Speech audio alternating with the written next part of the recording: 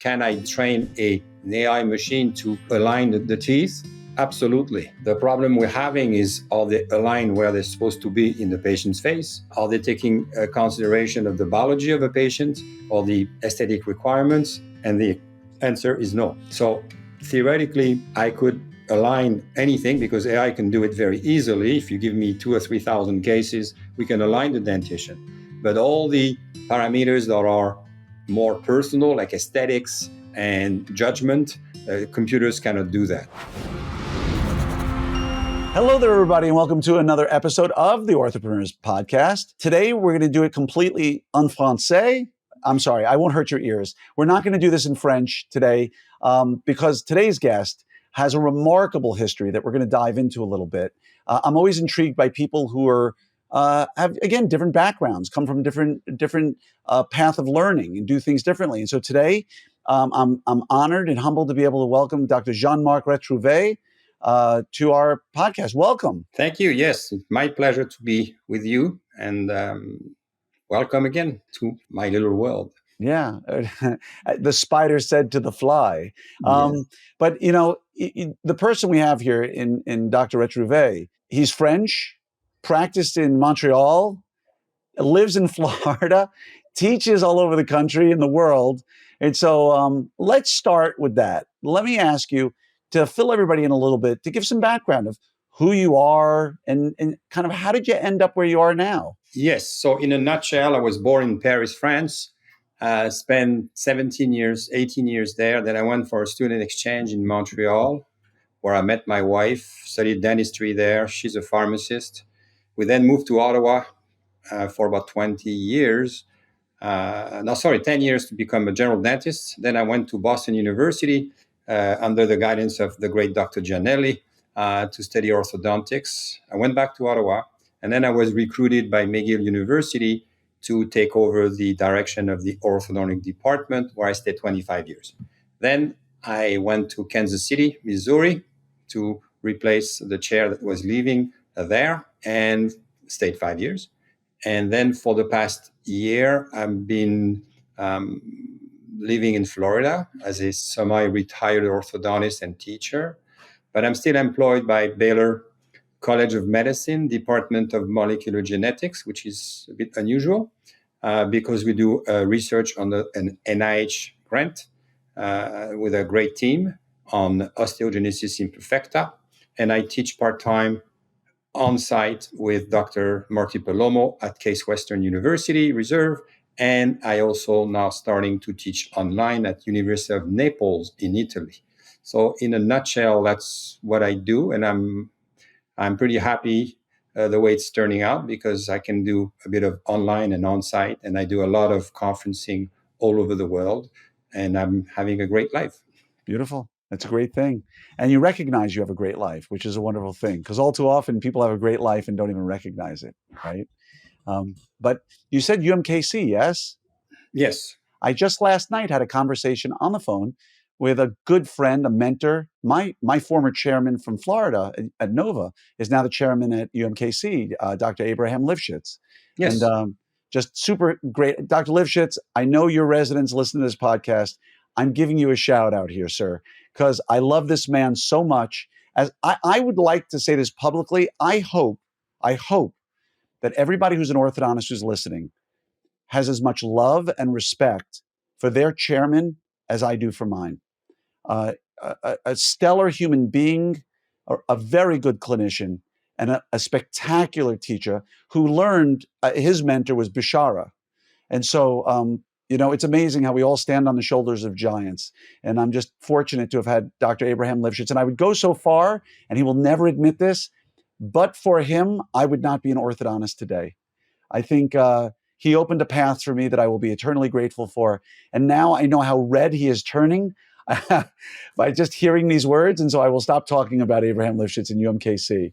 But I want to ask you, Jean-Marc, how did an orthodontist end up being in the Department of Molecular Biology at a medical school? Well, it's a long story. We started at McGill under the guidance of Dr. Glorieux and Dr. Rausch, working on OI patients in about 2006 or 7. They are very interesting individual who suffered from a very rare bone disease. And Dr. Glorieux, who is from Belgium, speaks French too, called me one day and says, please see a few of my patients, which I did. And then we got intrigued by the condition. And when I was at the Montreal Children's Hospital, and we decided to post a grant or to apply for a grant at the NIH as part of a larger consortium. And I ended up being the principal investigator of the study, which was already 11 years old. And then when I retired from UMKC, Baylor called me and says, well, we're still in your services to continue the research. And I said, fine. And that's why they offered me a position in the Department of Molecular Genetics, which is the main PI is the chair of this department. So basically, I don't do molecular genetics. I do a lot of orthodontics there. And we are testing Invisalign. You may have heard this brand. We're testing Invisalign on OI patients to see the outcomes of tooth movement and also outcome at the clinical level. And it's very encouraging. Right now, we're doing very well and we have great results. So this is why I ended up in this department. It's beautiful. I have an OI patient myself who I used Invisalign on, and I got to Yes, tell you, I had spectacular results. absolutely. I would make the contention that I could not have gotten where I got with. I mean, the argument has always been, it doesn't matter the appliance, but in my hands, in that case, I think the control I felt I had with plastic really made the difference in that particular case because with so many missing teeth, with the relationship, the AP relationship being what it was. I think aligners saved my bacon, as the old saying would go in that particular case. And now that I know this is your area, once this is all over, I'll see if I can get the images for you, the befores and afters on this one, and send it to you because I'd love your feedback. Yeah, it'd be really nice. The study is ongoing. We're still recruiting patients and subjects. We call that. We call this instead of patients. Sorry. And the results at the moment are very good. And I did a few patients. I did treat a few patients with fixed appliances in OI. But the Invisalign for their condition doesn't mean it's superior to braces. Don't get me wrong. But for this type of condition, and we use a lot of elastics. In my Exactly. opinion, has been a blessing. Yeah, I agree 100%. Now you're in formal education, right? You go into universities and you teach. I'd love to talk a little bit about this because you've been around for a couple of years, right? You've done this for a while. I have a lot of questions related to education. How has formal educational programs, in your opinion, changed over the last 20, 30, however many years you want to go back? Has it changed? Do you feel like the process of the formal education and the way universities interact with the students, has that changed at all? Or is it the same to you today as it was, say, 30, 40 years ago? It's always the good old days, right? Right. When you were in school in the 1980s or 90s, for me, this is the best period, obviously, because I was trained this way, which is not really applicable. But Right. my take is what has happened. I think the orthodontic departments have gone very much towards a clinical environment. I would argue that's why I'm going to Cleveland actually, and I did teach in New York last year because what I like to teach is not so much clinics. I like to teach biomechanics to the almost the birthstone level, which is the very theoretical level. This is what I do. I teach also a lot of digital. If you've been on my little websites and Facebook, I do a lot of 3D digital workup. So I think we are on the verge of changing the way we teach, but orthodontics at the moment in the United States, particularly, I think is maybe, I should say, is a little bit too much on the clinic aspect, and they could also use a little bit more theoretical concepts because, again, we treat a lot of complicated malocclusions that require just not clinics. It requires a lot of good, I would say, theoretical basic concepts, and that's something I got from Baylor, by the way, because I go to a lot of conferences in medicine where there is a lot of time spent on research, on basic concepts, not so much on clinics. And in orthodontics, a bit the reverse.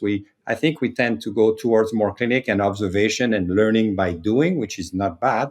But I guess the giants of orthodontics, from Janelli to Johnson to Burstone, have not really been replaced for reasons that I don't quite understand, because I think we learn these techniques very well. And I'm hoping that, we're going to reintroduce a little bit more theoretical basic knowledge and continue the great clinical work we do. That's a great point. Do you feel, you said, I think you mentioned at least 3 schools you teach at, right? If I heard you Yes, correctly. yes. Um, do you feel like the modern I think you kind of answered it, but I just want to dive into it a little bit. And we'll go into digital ortho in just a few moments. But do you feel like today's residents who are getting out of programs, and I know you're not speaking for all the residencies, just what you get to see, do you feel like they're being introduced to the digital concepts in a proper way? And when I say proper, I mean like when they come out, they actually know what their options are and the benefits and the downsides? Or do you feel like it's more, hey, residency is about teaching fundamentals, and if you want to do digital ortho, that's great, but you should learn that when you get out? Let me disagree a little bit with you, Glenn. I Yeah, think digital is fundamental knowledge. I agree. Yeah, and what at the moment what we have in universities is there are not too many professors that are trained to teach full digital. And I think Invisalign, and we talked about 5 minutes ago, is an absolutely great program. Don't get me wrong, but by they have been entering the universities. I've been using Invisalign for 26 years of my life. Is very good. The problem is people tend to associate digital with Invisalign. And that's what my resident told me. He said, Doc, because at UMKC, we used to do 3D printing. We used to print craniofacial structures. We used to do everything, transposition of teeth. And they all told me, Doc, it's a lot of work. Look at Invisalign. It's easier. It's digital. And you just make the prescription, you get the plastic. And I told them, yes, but there is this whole area of digital 3D orthodontics that is not taught if you only concentrate on Invisalign. So Invisalign should be part of the curriculum, obviously, or Invisalign type treatment, I should say, because there are other brands now. But at the same time, I think the digital simulation that we can do with a lot of these treatment, by the way, all our OI patients are all treated digitally before we even touch them. And what happens is, I think that there is a bit of I would say not a lack of knowledge, but I think we should expand the digital, like 3D printing, all these technologies that now orthodontists understand and kind of want to use for all sorts of reasons. I think in schools we could expand that part of the curriculum a little bit. You and I are on the exact same page. I feel like in today's day and age, it's essential that the residents and younger doctors truly understand what's going on and understand the tools in front of them for when they get out of school. Because I mean, I can't practice without digital ortho. There's no way. But do you feel like that's a curriculum issue, or is it just that a lot of the doctors who teach at programs just don't have a lot of experience with digital? I mean, many to this day. I just found out the other day when I was doing an interview with somebody that the reason why, say, aligners is not more prevalent is that a lot of doctors just aren't comfortable using aligners, like modern appliance, like traditional appliances, which is mind-boggling to me in 2024. Like, why would you not be comfortable treating aligners? So, do you think that the reason why they're not getting it is because the schools deliberately are saying we don't want to teach it, or do you think it's that the people coming in to teach it may not just be that comfortable with it? Well, it depends because, again, you cannot put all the schools in the same Right. basket. They all have different curriculums, different staff, different philosophies, which is, again, something that I kind of forgot about practicing in this medical field. We don't have philosophies in the Department of Medicine. We have philosophies of treatment in orthodontics, which We is do. an interesting discussion for another time, maybe. But what I see is every time we had impacted canines or complex cases and you have a resident, what we did, as I made a joke, we tortured the plastic. We did the whole case before we even touched the patient in 3D and printed different, I would say, levels, not levels, but stages of treatment using plastic so the residents could appreciate the type of movements that was necessary. We did a few cases with condylar resorption and all these, and they all of them were finished before we even started the case. And I think that's a great teaching tool, but it's time consuming. And I understand that quite a few, I would say, clinical staff in universities in orthodontic department are not familiar and never used this. So if you haven't used it and are not comfortable with the technology, how can you teach it? Right. So it's not going to happen. It will take a little while, I think, before universities, and they're pretty content continuing this Invisalign slash fixed orthodontics and some other brands, because that's basically a lot of what the residents are looking for. And there is nothing wrong with that, because that's what they will be practicing in North America for the next 5-10 years, maybe. Yeah, I agree. All right, and so let's talk about digital orthodontics a little bit. When I hear the word digital orthodontics, when I hear those words, I'm thinking of obviously aligners. I'm thinking of digitally produced bracket technology with custom pads, custom bracket, everything really. When you hear digital ortho, when you use the words digital orthodontics and you teach it, what are you teaching aside from aligners? What you presented are two completely different options. The first one is the product. Right. It is KLO1 brackets. We were together, remember, 4 or 5 months ago. It is Light Force. It is aligners with Right. all the brands that you can think of. To me, that's one part. Okay. The second biggest part for me is taking the case, have some prediction, being able to predict the growth, as an example. And that's not digital, that's AI. That's AI, which I do. That's my other interest. So predicting options of treatment. Then let's assume you have a case that is, again, at the residency level. So you say, okay, you have a PowerPoint and you say to your resident, would you extract premolars or not on this case? Well, and then we vote. This is what we tend to do. So it's all experience based. They have no experience, so they rely on the older gentleman or lady in the room, which is the clinical advisor or clinical staff. But in my case, it was different. What we would do, we would again either use a cone beam if we had a cone beam to the equation, or just do an STL file, which is the intraoral scan, mount it, remove the teeth, and do the treatment right on the computer.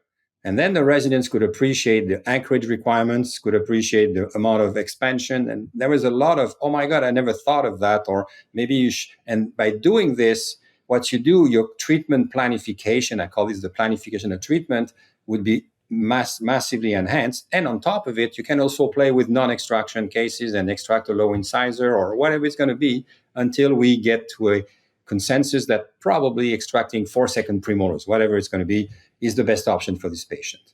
And that to me is completely different than what I call experienced orthodontics, where you have an experienced practitioner that is either a person that extracts more than the average, or people that extract in the average, or people that is a non-extractionist.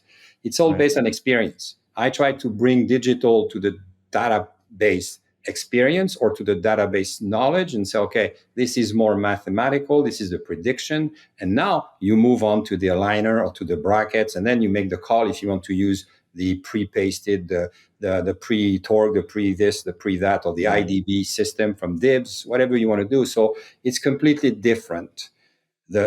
I'm more interested, to be frank with you, at the moment, because there are so many experts in aligners and KLO and brackets and Light Force, into the treatment planning aspect of the digital, I would call it evolution or revolution.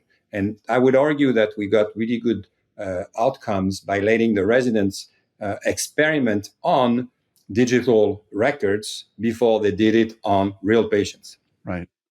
The old adage by the late, great Dr. Morton Amsterdam from the University of Pennsylvania, one of the greatest fathers of modern periopros, he used to say, for every patient, there are multiple treatment modalities, but only one correct diagnosis.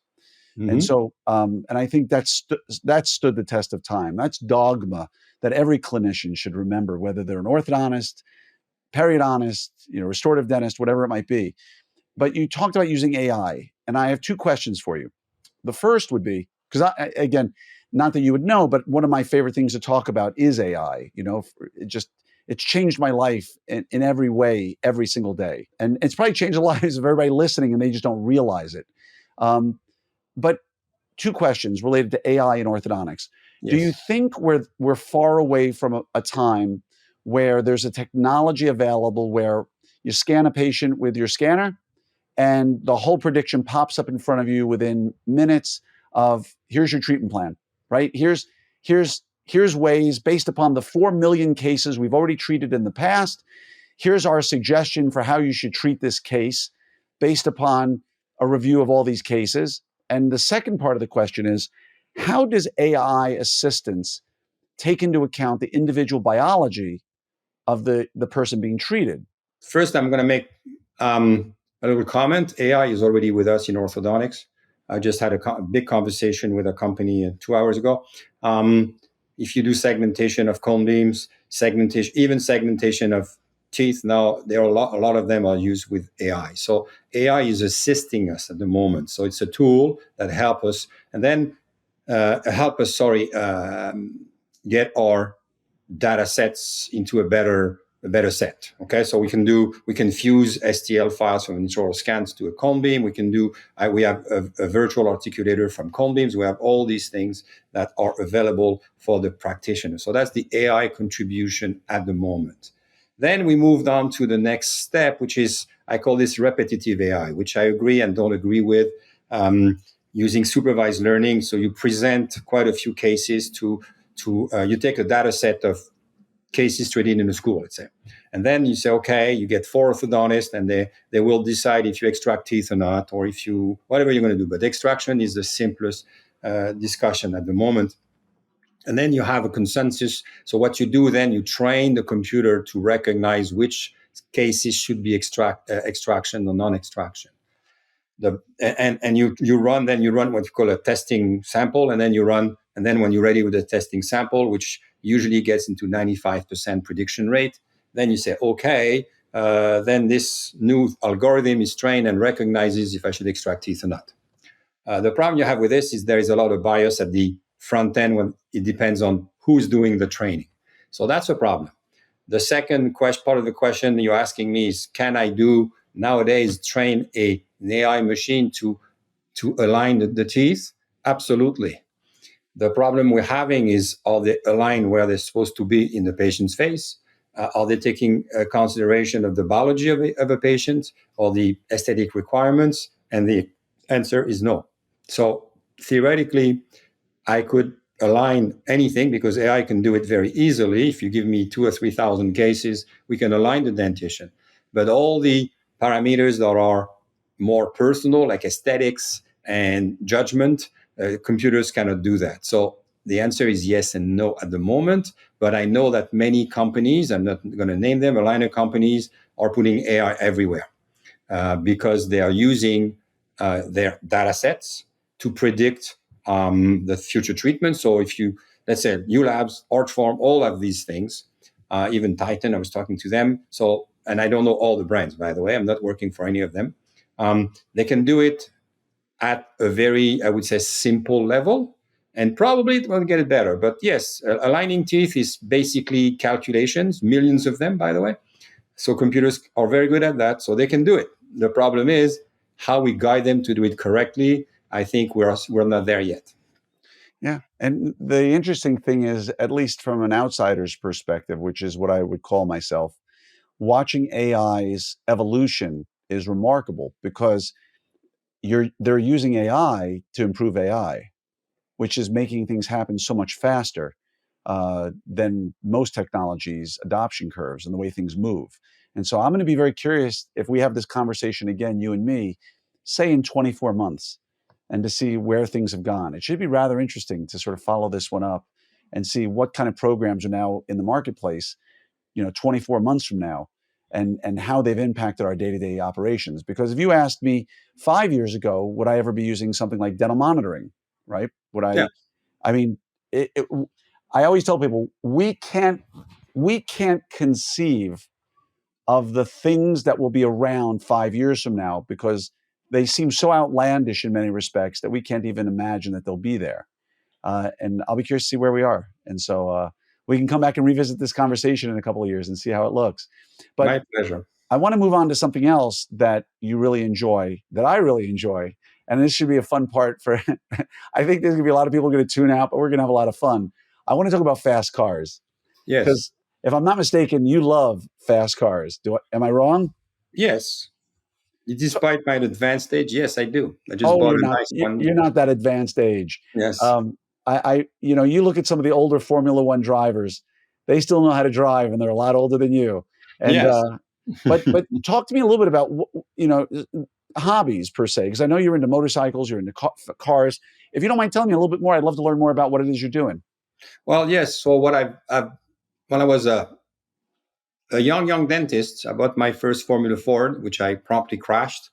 As 1979. dentists tend to do. Yeah, the whole car went berserk, had a concussion, and ended up. My wife followed my wife's advice. After 2 days, she says, "Why don't you go and learn to drive correctly?" So I went to Mont Tremblant, Quebec, to learn to drive. Nice. I spent a whole week there, and then I raced for about 8 years on ice. I raced pretty much Formula cars, anything I could touch on within a limited budget. And then I finally decided that after my third kid, that it was maybe not I wasn't good enough to be in Formula One. I was just good enough to be, at the front or in the mid pack. So it was not enough to justify my involvement. So I stopped that, and I ended up buying a motocross bike just to spend my energy. I did that about for 10 years. And then I decided to try dual sport motorcycle, which is adventure motorcycle. I went to Mexico, to Alaska, Wow. to Northwest Territories with just a tent and a bike. And that's pretty much it. So I did this for about 5, 6, 7 years of my life.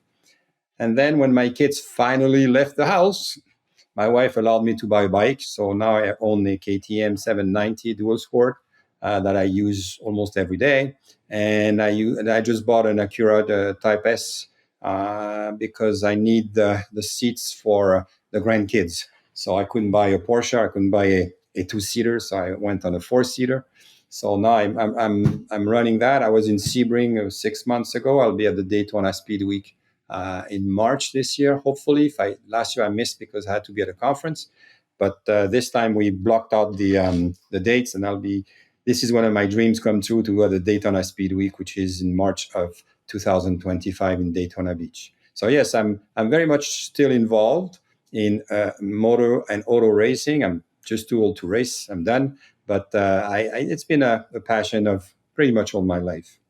You are living the life that I wish I were living, because you're going to some great places. So I have to ask you, even though nobody other than you and me may care, who's your favorite driver of all time? Could you pick one? Yes, Jim Clark. Okay, fair answer. Scottish guy from died in 66 or 67. Was a big, almost a national tragedy in Europe when I was there. I was still there at the time. I still remember he was the best ever, and no one has ever been better than he was. But that's my humble opinion. I'm sure other people have different opinions. Yeah, I mean, there's a few names out there that people Yeah. may Oh no, you got may. Senna, you got Schumacher, you I got was all I these was going to kinds. say, you just pulled the names out of my head. Okay, Yeah, Ayrton yeah, Senna to me is number one for raw yeah. talent. But that's Um, Michael Schumacher. I mean, Lewis Hamilton is amazing. Don't get me wrong, but no. Again, you're right, Glenn. It's a personal choice. He was yeah, the exactly. gentleman farmer that could drive a wheelbarrow faster than anybody else. I mean, I this like guy that. was just amazing. But You know, that's you know Jim Clark. The thing that makes Jim Clark stand out is back in the day when these guys were racing in the '60s, the safety precautions were not there. well, There that's what were no. exactly. Hmm. You were basically taking your life in your hands, Yeah, just to drive around. If a tire blew, if a rim went out, yeah, if a piston, if one of the rack and pinion steering, if something went out, you were dead. And Ayrton Senna is a great example of a great racer who died doing what he was doing. But nowadays, the technology they have and the ability to push the envelope is another thing yeah. that really makes it interesting, because they are riding such a fine razor's edge to get exceptional. And again, like you said, I think it's like orthodontics. If I said, who's your favorite teacher in clinical orthodontics, you could come up with one of 10 different names of people um, that you started mentioning earlier, right? Gianelli, Burstone, Bashara. I mean, like, they, they we were stand. my area, so I don't my era. So I don't want to tell the young people that they don't have any talent, which is totally untrue. I know a lot of very successful and very talented people, but I was born and raised as an orthodontist with these gentlemen and a few ladies, Dr. Vig, and there was a few Yeah. ladies at the time, less than today. So don't get me wrong, there are still good people nowadays, but my own experience is different. And by the way, I need to thank my good friend Bjorn Ludwig. He's from Germany, because when I visited him, he bought me a trip to Nürburgring on a Porsche Turbo, and I took one of the oldest gentlemen there, and we hit 275, and we almost. He said that's the first time he went under 8 minutes on for a how do you call this, a passenger type car, and we get a heck of a ride, and I still remember it with fondness, and it was a fantastic experience. You are a heck of a driver, my friend, if you did that. And by the way, for people, sorry, I'm laughing. For people out there who are listening, he's not talking about 275 miles an hour, okay? No, he's talking about 170 miles an hour is 270 kilometers an hour. Yes. So he's not riding, a jet car around. No. Sorry about that. Yes. Yeah, no, it's okay. I just wanted to make it clear to people that you aren't just a blur of lines flying by at 275 miles an hour. But you're certainly the epitome of the gentleman clinician that we all strive to be. I truly appreciate your time and your energy. And even moreover, I love the fact that you, being a self-admitted old man, which I disagree with, are so active in the online social media communities. It's really, really nice to have voices like yours. I tell people that every gray hair I have on my face is a lesson I've learned the hard way, somewhere along the line. And I want to make sure that the people who are around me don't necessarily have to suffer such lessons. And it's people like you who really make our ability to learn from your wisdom that much easier. So I want to say thank you for that. Oh, you're most welcome. I still enjoy doing it every day. It's a ton of fun.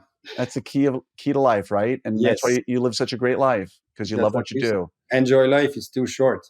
Amen. I want to say thank you to you for being here today. This has been a great time. I hope people have gotten a lot from this. And best of all, because he's active on Facebook, if you ever have a question, just reach out to him. And I'm sure he'll always be there to share his wisdom and knowledge and experience. And so, Jean-Marc, merci beaucoup. Merci. And that's all the French you're going to get from me, because if I speak any more from my college days, the speaker on your end might explode, and we don't need that. Bienvenue. C'est un plaisir. Thank you. Merci de m'avoir accueilli. Wow. Thank you very much. Yeah, I got it. I just will not repeat anything in French for you. So thank you so much. Look forward to seeing you whenever that may be. And again, anybody out there has any questions, please reach out to either one of us. Wishing you a great day, Jean-Marc. Sure. Anytime. Anybody wants more advice, do it. Please call me.